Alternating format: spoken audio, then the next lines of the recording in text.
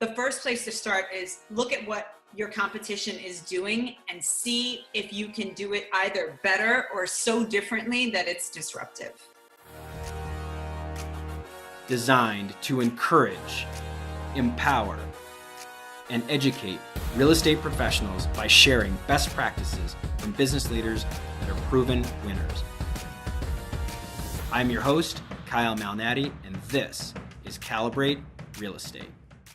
Broadcasting from the Mile High City, thank you for tuning in to the Calibrate Real Estate podcast. I'm your host, Kyle Malnati. Our esteemed guest today is a referral, and every real estate agent loves a good referral. Courtney Poulos was referred to us by a past guest of ours, Vanessa Bergmark. Courtney is in California, and she is a broker owner of a company called ACME Real Estate. We'll get into ACME Real Estate in just a moment, but real quick, some personal stuff. She enjoys being a mama. She maintains the brokerage website for design and real estate. She does military-style workouts. She loves singing karaoke in dive bars and enjoys a nice glass of Malbec. I will get into all of those things because that is really cool stuff. She also likes to talk to people about investing in real estate. So Courtney, welcome to the show. Thank you so much. Thank you for having me. You're welcome. And I'm so happy that Vanessa got us introduced. We got started just by chatting here, and all of a sudden 30 minutes went by as we were getting connected. So we figured we should probably start recording this thing. So Courtney, we were getting started, and I'd love to hear this story in full about how you came up with the term ACME Real Estate as a name for your company. Sure. So I'm a bit of a rebel. Anybody who knows me can tell you that. This is where Vanessa and I kind of see eye to eye for sure. And I was trying to establish myself in a very competitive LA market at a time when there were a lot of foreclosures still on the market, but investors were starting to come back to the table. I had the great fortune of working with a guy named Steve Jones from Better Shelter. Better Shelter is a design firm. He was the retail designer for Quicksilver for 20 years.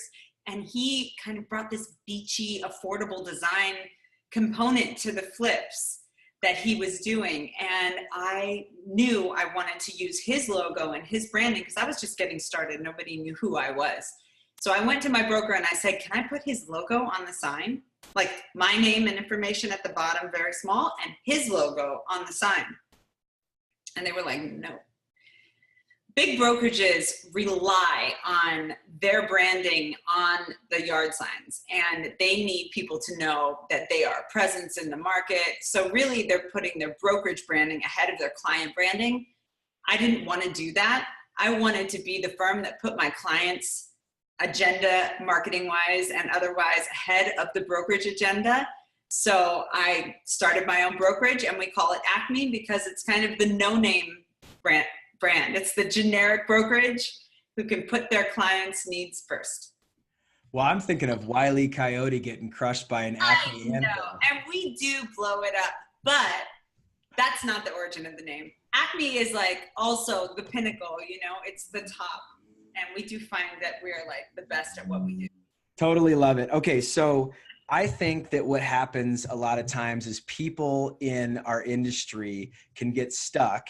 And I could already see this in your first answer, but get stuck because someone says no to them. Someone says, that's not how we do it. Someone says, this is not the way it should be done, or we've never done that before. And so I just get this experience with communicating with you that I can just tell that that's not the way you do it. And like you said, Vanessa would call you a rebel, and a lot of your friends would call you a rebel. So how has that served you? And I'm sure that, of course, a couple of times it's probably gotten you in a tight spot. Oh, for sure. But that type of kind of gut instinct, how do you hone that? As a broker owner, obviously you are leading others. How do you do that without constantly feeling like you're like a vigilante? Well, I mean, look, you're either a leader or a follower. And if you're a smart follower, you follow great leaders. And if you're a great leader, you have to be ahead of the curve. And I think that in life, sort of probably kind of like around college, we figure out which one we are. We either go the corporate route or we start our own business. Somehow in there, we figure out which one we want to be. For me, I am walking the properties 60 hours a week. I'm in the market working, looking at listings, writing offers, talking with my agents. I know what's going on. So having that kind of sensitivity times 25 is what gives me the instinct to make changes. And usually the first point is to see what everybody else is doing and go the other direction. So when real estate agents start advertising only online because postcards are too expensive, or they think there's some value, and I hate to say this because I am like devastated by what's happening to our environment, but postcards used to be the establisher. So now I'm like, okay, if you did a really disruptive postcard, you might have more impact there. So when they go tech, we can go tactile. We invented a room spray. I worked with a perfumer studio on Highland in Los Angeles and Hollywood to create 4 different scents for the neighborhoods that we sell in the most. And so when my agents are at their open houses, we have these like beautiful little scents in their little sample packages, just like you would get at Barney's. We ask them, are you following us on Instagram? And when they say yes, and I say, okay, here's your reward for following us on Instagram. Or if they say no, we say, follow us on Instagram and this is yours. And so it's an easy way to offer something different and distinctive that's home related, and, you know, kind of break out of the mold of traditional marketing. You have to be able to combine what's going on, like Instagram, social media, and that kind of thing, with the tactile experience of buying a house. And for us, that is, it's a moving target. I don't think that there's a path necessarily that will work for everyone when it comes to breaking the mold. But the first place to start is look at what your competition is doing and see if you can do it either better or so differently that it's disruptive. You got to give people something to talk about. Yeah. And if they're talking about you, sometimes even in a negative way or a nasty way, they're still talking about you and you're disrupting. And so I think I completely agree. And that has served me throughout my career as well. I've got a park on the perfume, the scents for different neighborhoods. So I want to be careful about this because people could take it a different way than I'm taking it. But I will say that I'm not much of a shopper. Okay. My wife, Courtney, is the shopper, and most of the clothing that I wear has been handpicked by her. The one place I do love shopping and the one place that I am in my happy place is at Nordstrom. And I swear Nordstrom pipes some sort of fragrance through their air conditioning because every time you walk in there, it smells completely differently. Obviously, they're super far away from the food court anyways, but I get this happy aesthetic. It becomes completely kind of envelops in you and you're like, this smells great. Now, the flip side of it, in college, I worked for Abercrombie and Fitch, and they would talk about spraying their perfume and cologne all over the place, and it reeks and it's off-putting and it's loud and the music is jarring and it doesn't make you want to feel comfortable in the environment. So I think that's brilliant. I've never heard of that before, and I think that that's really cool. Yeah, it is. I mean, people love it. So we sell a lot of renovated homes. We specialize in renovation resale. So what are the things about new homes that you smell? New home smell, right? It has the smell of paint and the cabinets and whatever and flooring. And so the scents that we created are scents that are on trend here, like Palo Santo, for example, or tobacco and vanilla kind of inspired scents. Our East Side scent, a lot of the first time home buyers are buying on the East Side, and it's very much a morning scent. It's like a fresh kitchen scent. You can't argue with a fresh kitchen scent, you know? So they're like these light, it's not like a plug-in air freshener where you walk in and you're like, ugh, or like Abercrombie and Fitch where you're like, oh my God, like that's too much. That smells like that guy that hugged me and I can smell like him all like the rest of the week. No, these are like light, romantic, aspirational scents. So here's another thing that we did to distinguish ourselves in our market that was disruptive. We specialize in renovation resale, so that's typically aspirational resale. So in all of our photography and all of our postcard promotions, our billboards, our bus bench ads, and our online marketing, we create moments in houses. So we do vignette. It doesn't look like a standard MLS photo, at least not every single image does. So we take these moments, if that's like the corner of the dining room table with the sunlight coming in onto the table, and you go, oh, I could have my coffee there. Like, that's the kind of light I want in my kitchen. That's the feeling that we want our marketing to give people. First-time home buyers are the most aspirational buyers. I feel like they're the ones who, they get $700,000 pre-qual, but they are picky. They feel like it's the most money they've ever spent in their entire life, even though I try to talk them out of that idea. And they want to have the West Elm CB2 life that they think their money should afford them. And so on every level, we try to give them that experience in our listing marketing. Well, and without being egotistical, your house is one of the best status symbols that you can think about. And that is something that a lot of people associate with their lifestyle and the way that they are and the neighborhood that they're in. And those are things that are real. And so I think if you can place your future buyer into that home and that experience, and you make them feel like it, and then you bring it, 360 degrees with this full feeling of like, it smells the way I'd want it to. And it's just, we've all had those situations where you smell something and it takes you back 20 years to whatever you were doing when you were younger. And so I think that that's a really, really smart thing. I've never heard of it. Obviously curb appeal, people cooking cookies in an open house, all those things they're tried and true, but I think that's really cool that you guys developed your own fragrance. Okay. So let's talk about real estate investing. The people who've listened to our podcast know that I have been working in the investment market here in Denver for 15 years. I love working with real estate investors. I love working with homeowners too, and I do both. But how did you get into real estate investment sales? And you've written a book called Break Up with Your Rental, The Professional Women's Guide to Building Wealth Through Real Estate.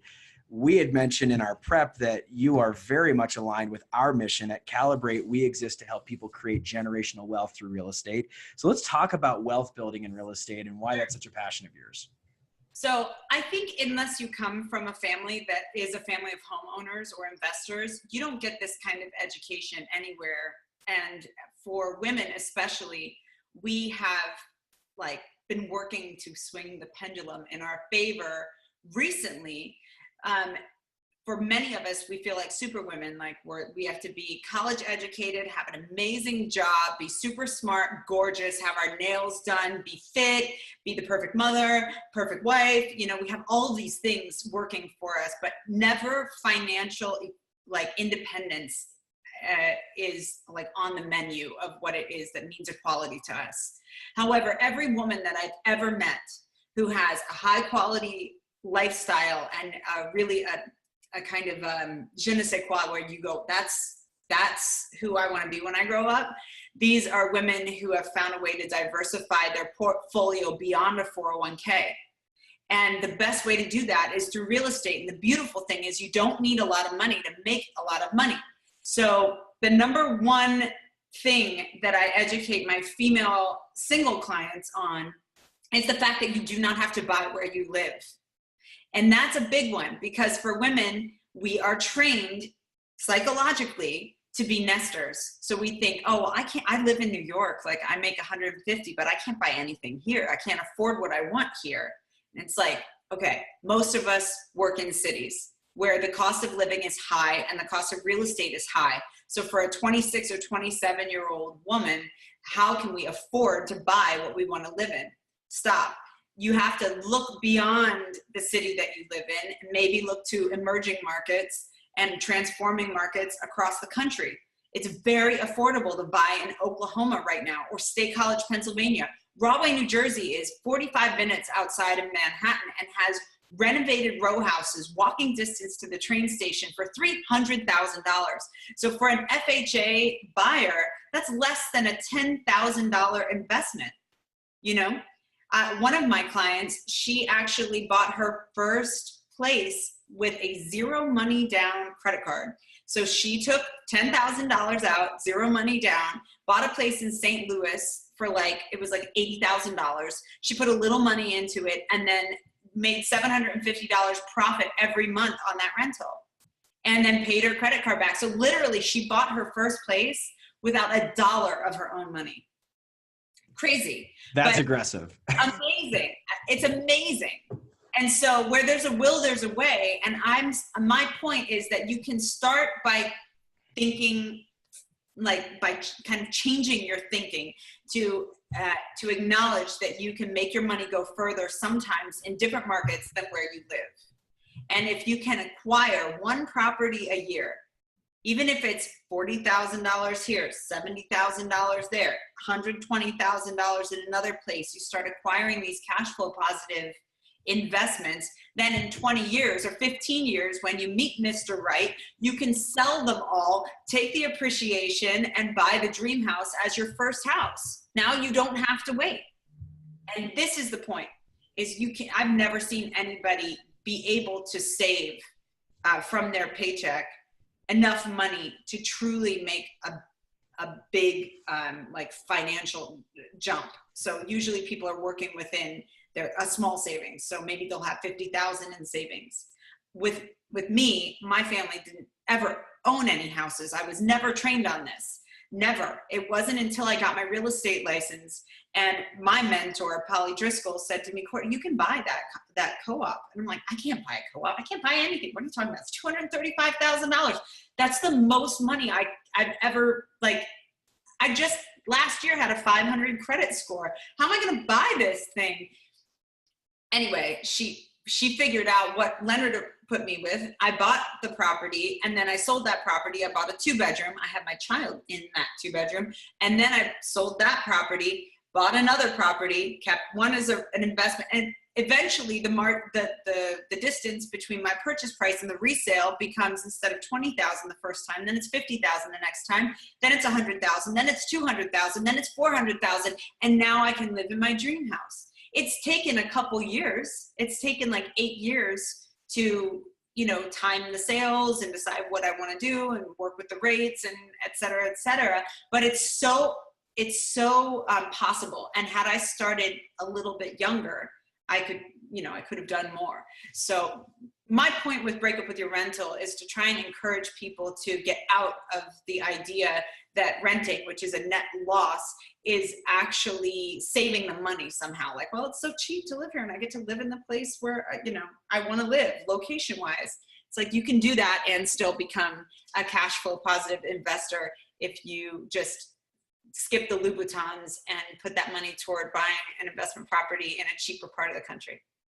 And that's the point, is that most people focus in on the nightlife. They focus in on the weekend activities, especially when we're in our 20s, and you think, oh, I'll buy real estate later. And real estate tends to appreciate. There are obviously market fluctuations and cycles, but one of the greatest old adages in real estate is buy real estate and wait. It tends to be a very good investment, very good inflation hedge. There's obviously great tax advantages. So that's something that I'm passionate about. Let's park for a second though on your mentor. I think that she gave you some very good advice, and I'm not suggesting she's your only mentor, but what was it like being mentored by another female? Oh my God. When I got my real estate license, I was working for the federal government, and I was working as an editor for the Substance Abuse and Mental Health Services Disaster Technical Assistance Center of the Department of Health and Human Services, which is as dry as it sounds. And I had been tasked with doing something when my boss was, like, my immediate supervisor was out of town, and the big boss, the owner of the company, asked me to write a style guide for the firm. And so I did, and I did such a great job, and she was so happy. And then when my supervisor came back, who was a woman, she came over to me and she said, I cannot believe that you did this while I was gone. And I was like, the owner of the company asked me to do it. And she's like, this is unacceptable. She threw a fit. She was so mad that I had succeeded. And I was like, I can't do this anymore. I got my real estate license. I went on Craigslist and I looked for an assistant job. And that was Polly. And I walk into this real estate office, and she's 60, maybe 62 at the time, broad shoulders, head to toe Ralph Lauren. She looked like she hadn't worked a day in her life, and she was the most gracious, loving, like, powerful, self-realized woman I had ever met in my life. I was like, wow, I I couldn't believe that people existed with such like stability. You know, it was foreign to me. So anyway, my big like, oh my God moment was when she told me to, like, I was her assistant. So, you know, I had to send out stuff to her marketing list. And she said, okay, for Valentine's Day, we're going to send out like custom cookies to all of our clients. The cookie was like $3. The postage was like $2.50. It was like $7 a cookie to send these things out to her list for Valentine's Day, which ended up being like $7,000 to $8,000 in cookies. And I was like, who does this? Like, I can't even imagine spending $7,000 on cookies. Meanwhile, as soon as she sent them out, immediately 3 listings. Like, she knew exactly the moments to play, where to spend the money. She knew how to create long-term relationships with her clients that were based on trust and the feeling that they actually knew her as a person. She was able to oversee it in a maternal way, but not like an overbearing mother kind of way. And to that end, she was a quality of life human. So when we sat in the sales meetings, which were inevitably so boring and I hated them so much, they'd give her the big trophy she had to have in her office, and she'd go, okay, write down these goals. Go to the spa twice a week, visit the grandkids 3 times a month. You know, her goals were life quality goals, not money. And that was the first time I'd ever met somebody who didn't work for money. She was making $500,000 a year because of creating a system that wasn't based on money, but was based on quality. And that's what people responded to. So she could focus on the big stuff. And I took all my lessons really from her. Oh, that's so cool. And I love the parallel, while you probably didn't love it at the time, of the disgruntled supervisor and then Polly, and how you had 2 female examples, one bad, one good. And it just worked out perfectly for you. Yeah. And what a godsend that Polly was, that she was like, come on here, I'll show you the business. And on your website, your client's first impression is that I trust you. And you'd mentioned that Polly just operated in this trust. And there's this theme is that we move at the speed of trust. And so how did her clients trust her? And then how do your clients trust you? What are some things that, you know, obviously quality human, I mean, that's just something people get. Like, are you in it for you, or are you in it for the client? I mean, that's going to be apparent, but what are some other things that you feel like really set you apart from a trust standpoint? Well, I know for Polly, she was, like I said, a maternal kind of, you know, she was older, she had been in the business for a long time, and a lot of her clients were young couples who really didn't have their mother around, or, you know, they trusted her as sort of a maternal force. My clients are more my peers. I can curse around them. I can tell them the honest truth. Like, look, that foundation guy just told you 45,000. I assure you, my guy can do it for 8 with permits. Don't let him hose you. Don't believe your own bullshit. Like, this is the reality of things. This is how my clients hear me. They know that I know what I'm talking about, and that it might not always be what they want to hear. Like, we have to do a reduction. Like, the price is too high. It just is what it is. They know that they can trust that I'm telling the truth. And ultimately, I have their best interests at heart. But to go back to the mentorship thing, you know, for a woman of Polly's age and stature at the time to take me on and show me how to use big lump sums of money to change my social status was critical training. And I feel like in a lot of our society, women are pitted against each other. It was definitely the case at the previous firm that I worked at. And even here in LA, in real estate, people, like, there are definitely, you know, I'm more like the Joan Jett, like I smoke cigarettes in the bathroom and I'm like, come on, you guys, let's skip school. Whereas there are girls or ladies and people who are more like election, like Reese Witherspoon in Election, running around telling everybody what they're doing wrong and trying to be the most favorite, like the best loved and whatever. We still have the competition. It's still there. But by and large, my barometer of ethics is very strong. And I know intuitively if I can trust another agent and who to be aware of as a competitive force. We talked before about some of the things that are kind of like under my skin right now. And one of those things is soliciting other people's clients. We have an issue where our clients are being solicited by other real estate agents like all the time, which makes that trust factor and that irreplaceability of having me as your advisor as opposed to somebody else all the more important. That's the most important thing that I focus on in my relationships with my clients, to the point where they can say, stop emailing me, I am covered, I've got an agent. I'm thinking, you shouldn't have to say that. Like, no means no, my brother. You know what I mean? I love it because it happens in my industry. That was a quote from a song. There was like a hip hop song in the early 90s.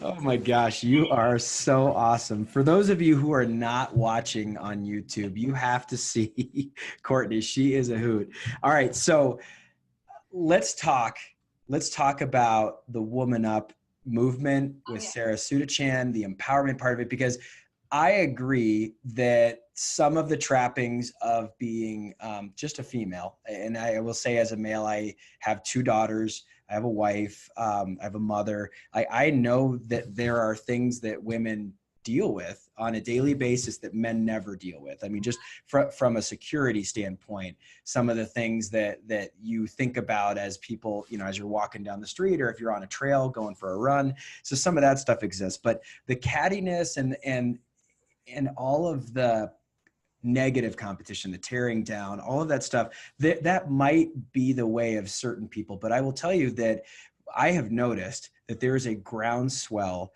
of community in female leadership. And so let's talk about Woman Up. Let's talk about Sarah. For those of you who don't know Sarah Sudachan, I got introduced to her from the Leaders and Legends podcast with the California Association of Realtors. I've never met her before, but Courtney swears she's going to introduce me. I will, for sure.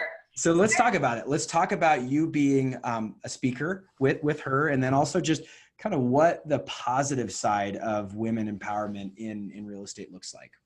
So Sarah is inside the California Association of Realtors. This initiative, Woman Up, is its goal is to close the gap between real estate agents and real estate leadership with regard to male and female. And it's been an extraordinary experience hearing the stories of women across the state who have fought adversity in order to create a brokerage space that's safe for all, people who have changed their lives by taking on ownership as opposed to just being a top producing real estate agent. And the main point is that we have created a community inside Woman Up that's extremely supportive. There's lessons learned. There's for example, the gal who wrote the intro to my book, Sherry, is the CEO of Better Homes and Gardens. She's the CEO. I believe she's the CEO. But she's such a powerhouse. She has her own Pantone color. It's like, we need to talk to these kinds of people and have them in our circle so they can tell us, how did they battle adversity? How do you create a business in a failing economy? How do you sustain? How do you recruit? How do you make an impact whenever you are starting out? You know, these are the kinds of things that these women are now willing to share. And plus, we point out to our leadership when we are being underrepresented on panels or at conferences. So there's like an awareness happening now around it as a result of Woman Up that is extremely empowering. And there's a lot of men in CAR that also support Woman Up, because the point isn't that it's just women. It's that we want the most talented leaders at the top, whether they're male or female. We just need to create the space to allow it to happen, and the confidence in the women to encourage them to go for it if it's their calling. And that's what it is. It's a space to encourage women who want more to go and get it and kind of like guide them toward that. I've certainly learned so much. There was a speaker there who actually got her license 2 years before the federal fair housing law was passed. Black woman from Los Angeles, and she couldn't get hired anywhere as a real estate agent. Nobody would hire her, so she started her own brokerage in like 1962. I mean, talk about a trailblazer. And she wanted to make a mortgage that was safe for everyone, for single moms. You know, single moms couldn't even get a loan. You couldn't even get a loan without a man on your loan until like the 70s. It's insanity. So we've made a lot of progress, but definitely there's room for more. And I think as these communities build, there's conversation around lifting each other up. And I think it's contagious because we've all experienced what it feels like to be put down. All women I know have experienced a couple of things. We should all share a couple of things. One is that we do have an awareness of our security, like you said, like going to an open house, I'm aware of who's coming in and my own personal safety. I look over my shoulder more than probably any man would, because we have to be aware of our surroundings and parking garages and everywhere we go. So there's definitely that. But there's also something else, which is we've all been put down by a female in leadership. And we all know what that feels like and how horrible that is. For me as a child, and unfortunately, I think my kid has the same thing. I was misunderstood, you know, definitely, because I have my own voice and parents don't like that. And like teachers don't like that. Nobody really likes it until you get to be around like 35 or 40. Then they're like, wow, she's so outspoken. But until then, it's like a total red flag, you know? So anyway, my point is that I think encouraging women to have their voices earlier on prevents us from tolerating that kind of relationship or power dynamic that doesn't allow us to fulfill our complete potential. That, you know, we have to be understood, and that's on us, you know, play offense instead of defense. I love it. And I am a huge proponent of females in leadership. I think that as you had started to talk through this, it reminded me of a question that I asked Vanessa Bergmark that I'd like to ask you as well, because there is this gap.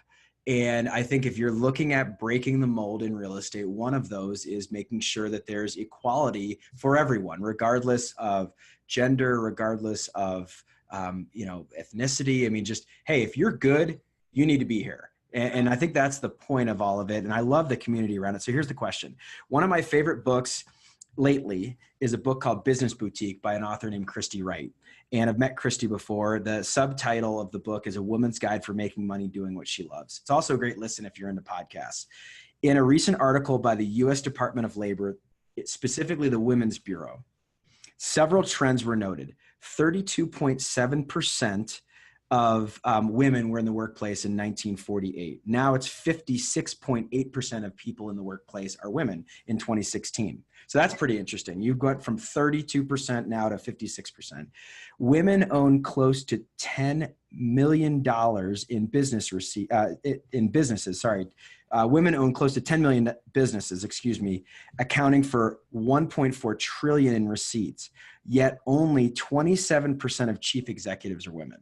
So as you see all of these business owners that are women, I mean, 10 million businesses, only 27% are chief executives. So how does that make you feel as a leader, as a woman? Because you're doing it as an independent. And do you think that there would be a lot of pushback in you doing that at either a larger firm or a national firm or somewhere in corporate real estate? Do you feel like your shot is through being an independent brokerage owner? Well, there's a couple questions in there, I think. One really important note is that another woman that I worked for is Dr. Rita Caldwell, who is the president of the University of Maryland Biotechnology Institute in the 90s when I went to college there. And she was also the first, she was the first, don't let me misspeak, but she was the president of the American Association for the Advancement of Sciences as well, which was the biggest science lobby in Congress. She was of the Ginsburg era, a woman who did not take no for an answer. She was smart, she was driven, and she made it to the top by her own pure drive, ambition, and refusing to be pushed aside. So to me, I see that discrepancy or in the lack of female CEOs as being a space for us to grow into fearlessly. It's going to take more time for us to groom ourselves for this, which again is the woman up thing. It's like you can't if we only started being able to get loans as single women in like the 80s, then you can't expect us to already be CEOs of all the companies at a 50-50 rate by now. Like, we need a little bit of time, but that's what we're doing. That's why we're grooming. And I do think that by and large, I see a lot more vocal female founders than I've ever seen before. But I have one other kind of feminist thing to say, which is a lot of businesses that are, female targeted, would disappear if women woke up and realized their full potential and beauty. So we'd see many industries affected. So, from magazines to perfumes to beauty products to nail salons and extension studios. If women were actually waking up every morning feeling completely 100% complete and we didn't have to perform for anybody, we would see a ton of industries suffer as a result. So I do think that there is a directed, like the businesses are still directed toward us being slightly inadequate in order to make their money. And if you put women in power, just generally, I think that the cultural values of an organization will shift. And I don't know that all executive boards are ready for that. Yeah, I agree with you, especially as it relates to pop culture things and makeup and beauty. It's the reality of it. It's the reality of it. Women change. We have a different take on things. Like you said, your wife is a shopper. So are we. We can, we are, as by nature, the shoppers. So we can see a bigger picture, like a row of marinara sauce at the grocery store, and we know exactly which one we want to pick and how to decide which one we want to pick. Where men just grab the first thing that they see most of the time. And I think it's exciting to see how these female-founded companies are going to fare in a still pretty male-dominated world. But it's an exciting space for us to move into, and I think we need to set our sights on that. I personally feel like I would add a ton of value to any corporate environment that I'm in. And when I am on panels or meeting with kind of like people from bigger real estate brokerages, I think they appreciate the clarity and the kind of point of view that I have as an outspoken woman. I come with stories to back up my opinions, and I think that is very much needed.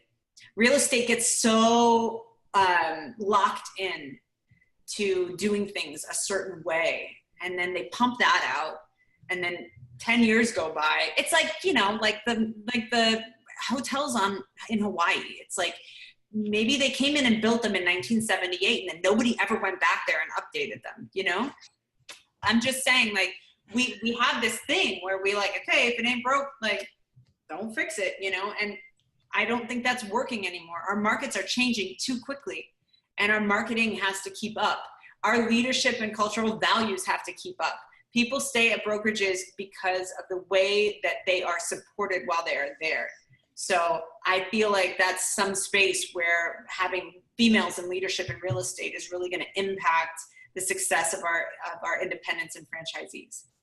I agree with you. And so I'm going to ask you for some advice as a male leader, because I think that a lot of I was reading the Success magazine that has Rachel Hollis on the cover of it, and Christy Wright was one of the sub articles, and it was a women's empowerment issue. The editor, who's a guy, was like, hey guys, this is not, like, don't tune out here. Every single piece of advice in here is towards you as well.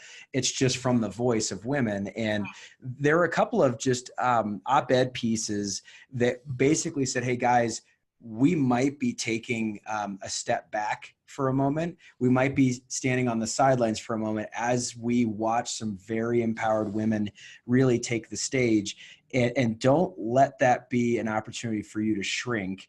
And then also find ways to mentor women and give them that leg up. So as a female, I'm a guy. How do you want males to work with you and encourage you in such a way that is empowering and feels good, but coming from obviously the opposite gender? Because I think that's important, because there are still a lot of males in leadership. And how can we bridge that gap? I actually don't think it's rocket science. I think it's partnership, which most of us who have had friends throughout our life understand what that feels like. I know in real estate, the line between professional and personal can get blurry in all aspects of it, because it's an intimate business. But it's true also in our leadership. When someone's too stoic, we don't have the same relationship with them as opposed to like an office manager or broker who actually cares about the success of you individually. Then you feel that. So I think when it comes to being coached and mentored, or even working with men in our field, I expect respect. My voice matters, but also I listen too. I offer respect, and we share a collaborative kind of relationship. That's it. It's so simple. It's just like, don't discount me. Don't make me mansplain something. Don't mansplain something to me. I mean, don't make me mansplain it to you. I've never heard mansplain before. That's a first on our podcast. That's for sure. Mansplain before? No, and now I'm going to hear it 100 times, and I'll get all sorts of emails. So this happens all the time to women, by the way. It's when we start talking about the way we feel about something or something, and then a man kind of takes over the conversation and tries to reframe it in the way that he wants to, kind of cutting us off and discounting our voice. Oh my gosh, I've seen that happen. And of course, it happens all the time. Well, and I will say, I hope that it's never happened with me on the other side of the table, but I have seen that happen with other people that I care about, with other men that I respect, and you see this like change where it's like, come here, dearie, or oh God, yes. Yeah. So that is, wow. I'm so happy that you shared that with me, because I never heard of it called mansplaining something. And I think that's really, really great. I was actually at a round table, and I was speaking. It was awkward because the leaders of the round table were older men, and I believe all of us at the table were white. It was me and one other woman, and she was a young woman who was very edgy and had tattoos, kind of like a younger version in many ways of me. Like she had crazy fun hair, and she was like just this really charismatic person. And the guy, look, I'm not that old. I'm only 41, but the guys at the table were so fascinated by her identity politic that they missed what it is she actually had to say. And I kept trying to butt in and say like, okay, can I add something here? And they were like, you can talk in a minute. Back to your hair, And I'm like, okay, there is a distinction, between giving people their voice and being fascinated by the fact that they have one. And we as women, we too have to make sure that we're making the right corrections to say like, okay, focus, I'm speaking from here, focus. Like what I'm saying is valuable. My experience is valuable. Yes, I'm a little edgy. I have tattoos, but that doesn't distract us from the point. And we're so used to being objectified that I think sometimes we found a way to kind of indulge it. So it's something that we have to work on in order to be able to teach you guys how to talk to us as equals. We can't literally can't let you call us honey sometimes if it's meant to diminish us. Gotcha. Like there's a home inspector that I work with that sometimes I'll say, so how's it going? I know he means well, like he's a nice guy, and he's like, oh, I'm doing good, little girl, or something. And I'm like, I don't know, girl. And I know he means okay, but I'll say, it's okay to call me lady, or whatever. I correct him, Or boss, I hired you because you're a home inspector, like, right. Exactly. Hey, who's running this show here? I know. It's something that we just always have to dance around. Like, okay, can I tell you a story? Sure, I'd love a story. So I did a pilot for a television network, and I don't know if it's ever going to air, but the pilot involved me turning into a man for a day and trying to sell real estate as a man to see what the difference is. And it was full. body So makeup. I'm getting this like as an undercover boss type of thing, Yeah, but you're exactly. undercover as a guy, as a realtor Yeah, in exactly. your market. And they changed my whole face, my age, my teeth. Whoa. I was wearing a bodysuit and a suit, like totally nobody recognized me. My own Wow. vendors didn't recognize me. I worked with a coach, a vocal coach, and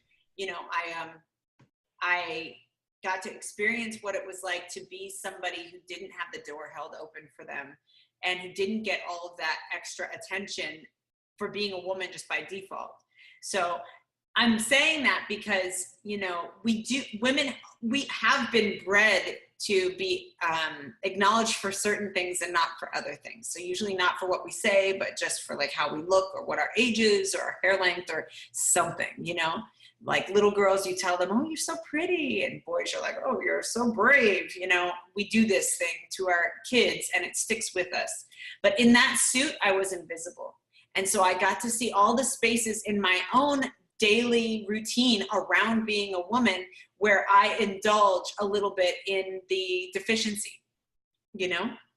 So now I'm aware of it and I don't indulge it so much. So when attention comes to me that's not related to who I am as a person or a character and reduces me to an object, I'm aware of it and I can address it, hopefully Holy without cow. feel My next question, which you literally stole the words out of my mouth, was what is the most memorable or impactful experience you've had during your career? And I have to hear some lessons from that experience. So like, what was the day like? What did you see where you were like, this is totally different? Yeah. First of all, I thought that I would be able to negotiate better, but in actuality, I negotiate better as a woman. Again, it was only one day, but I got the same deal. And I realized it was because the vendor wanted to work with my company. It didn't matter who the agent was. So I was like, oh, that's reassuring. Whether my agent's male or female, we're getting the same great rate from the vendor because he wants to continue the relationship with the company. That was one thing. The inspectors did go into more specifics. So they assumed I knew a little bit more about construction. And actually I know quite a bit, but it was interesting to hear them deliver the news a different way. More specifics. I got the door was never held open for me. Nobody looked at me. I was even greeting people at the door of the open house I hosted. I didn't hold the eyes very long. Whereas with a woman, people kind of like walk in and when they shake your hand, they look you in the eye frequently. I didn't get that as a man. So I was really not acknowledged very much. Now I wasn't a young, handsome man. Maybe a young, handsome man gets more of that. I was an older man, and only when you're meeting with 70-year-old ladies, I will tell you from my own experience. Oh, please. No, my wife, kids all the time. I have this whole group of clients who are 65, 70-year-old ladies. And it's like, I think they think I'm their son or something, or that it's wonderful. It's endearing. There is that, like you were saying with Polly, that maternal exchange. But I will say that's really the only time it ever happens to me. So, well, that is so cool. It's around power. Like sexual power is something that bleeds into a lot of different areas of our lives. And so, whenever a dad says, I'm like sitting at home with a rifle, if they don't come home at sundown, like I'm going to shoot that boy, This is like an old country fairy tale where there's dads at home with a shotgun on the front porch. And when Billy brings her home at curfew, you're okay. It's the man controlling her sexual power. Yeah. It's in country songs, cleaning your gun. I mean, that's the whole thing. And that's who I come from. Like, these are the people I come from. And definitely there's this idea that we are still on some level, we need to be protected and controlled. And it bleeds into everything. So liberation, it also means like kind of self-respect and knowing how to protect yourself. So we can't rely so much on men for money, for protection, for emotional happiness. for these things that we used to think that's what it is. And now I rely more on the men in my life for partnership, collaboration, intelligent conversation, companionship. You know, it's definitely less of a power. There's less power dynamics in it. And I think that's where we want to be with real estate leadership too. You know, we want there to be less gender dynamics in the workplace altogether and more collaboration. It's great advice. Both of my managers are female. Both are people that I highly respect. And I ask advice. I've been in the business 15 years and I've seen a lot, but I constantly ask them for advice because they have a different way of seeing the world. Yeah. And so that's a big deal for me. My wife, Courtney, is going to be starting in an executive role in our company here after the summer.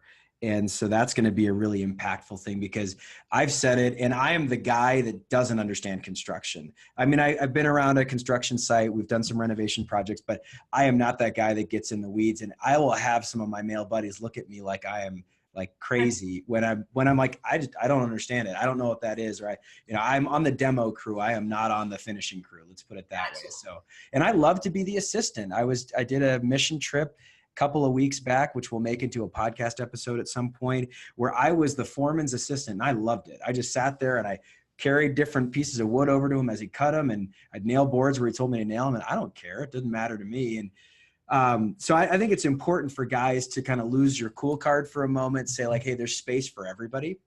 Yeah. And the final question I ask all of my guests. You lose anything though. I don't think you lose your cool card. No, it actually adds so much more.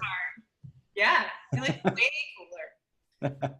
So the final question I ask all of my guests as we wrap up is this concept of Dear Younger Me. It's you're writing a letter to yourself. You're interacting with someone in their 20s because they're asking you for help. So it doesn't have to be you, but what's the advice you wish you knew when you were 22, now that you're 41? This is an easy one. I wish I would have known that I should be saving my money to buy real estate earlier on in my life. And 22 would have been the perfect age. Prices were really cheap when I was All right. So Courtney, I'm not going to stop there.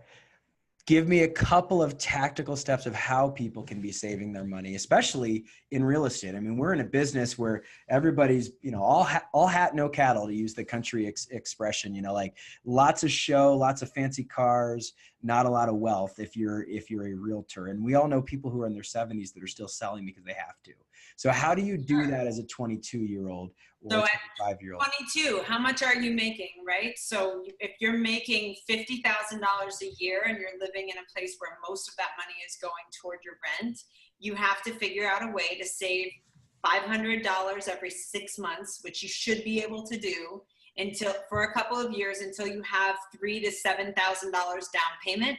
You find a place where you can buy something for $50,000 at an auction and put in a little elbow grease, rent it out, and make $350 a month in profit on that investment.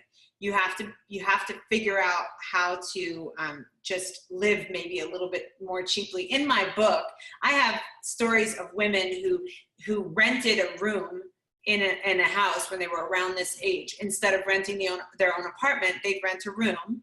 And by that, they'd spend $400 a month instead of $800 a month in rent. And they take that extra $400 and put it in an account.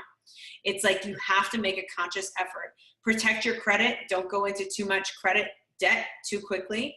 Make sure a college degree is required for what it is that you want to do. I cannot tell you how much I have in student loan debt for PR, which I do sort of use, but really I didn't need it for real estate. And there are so many realtors who haven't gone to college who are hugely successful, intelligent, amazing people. And they come out of their 20s without all the debt. So it's like, if you're going to college for something, you actually want to work in that field, great. But if you want to get into something like real estate or being an esthetician or something like that, or working at a bakery, like don't take on the debt you don't have to take on earlier in life. I love that advice. If you don't have a lot of money, find a friend or two and do micro investing. All of you can pool your money together and buy a triplex You know, if you can all pull together $3,000 each and get one of you pre-approved, then you guys can all live in that as joint tenants and enjoy the benefits of home ownership together. You know, start working with people who have made some money for themselves, some self-made people, and see how they spend their money and how they prioritize what's important, and then start imitating those people whose careers or lifestyles you want. Don't invest too much of your time and money in things like Instagram unless it's for the purpose of you know, building a business or a following or something like that. A lot of young people spend so much time showing us what an amazing life they have, and they can't afford to pay their electric bill. I'm like, stop faking it. Like, let's get real and set some really attainable goals. It's so easy to do, especially if you have other like-minded people in your family or in your friend circle. Your first purchase doesn't have to be just you alone. It can really be something that you approach as a group. So those are just like a few little things. I love it. One of the best pieces of advice that I've ever picked up from someone I've never met before was an interview. Bloomberg was interviewing Mark Cuban, and okay. Mark Cuban, the question was asked of, you know, what can entrepreneurs do in their 20s? You know, things are so much more expensive. You got your start early, yada, yada, yada. And so Mark was basically just sharing that, look, you've got to continue living like a college student when you're out of college. I mean, the problem that happens is everybody gets a job and then all of a sudden they have that expense creep because their income crept up. And so you're used to living on ramen and you know, studying like crazy, continue doing that. And his whole point was, when you start a business, the more you incorporate debt into it, the more your clients are no longer in control. The bank is in control, and you're working for the bank. You're not working for your clients. So check that out on YouTube. It's an awesome interview. Courtney Poulos, this has been so much fun. First of all, Vanessa, thank you for connecting us. Vanessa Bergmark got us all set up. I can't wait to get Sarah Sudachan on the podcast. That's a goal of mine. And I just want to make sure that everybody understands that this podcast grows by your 5-star reviews on Apple Podcasts. We got about 24 5-star reviews. We would love more. This also is simulcast on YouTube. So if you're listening and you just want to see Courtney just going wild, she is a fun personality. I can't wait to meet you in person at some point. I know I will. And I just am so appreciative of your time today. So thank you. Of course. My pleasure. Thank you so much for having me. All right. So we cannot go without saying, how do people pick up your book? How do people get Break Up With Your Rental? The book is available on Amazon.com and Barnes & Noble. Okay. And for those of you that need to spell just by Google, Poulos is Poulos. And again, that's Break Up With Your Rental, the professional woman's guide to building wealth through real estate. I would suggest you go out there and get that. And as I love to say, we will see you around the neighborhood. Thanks, everybody.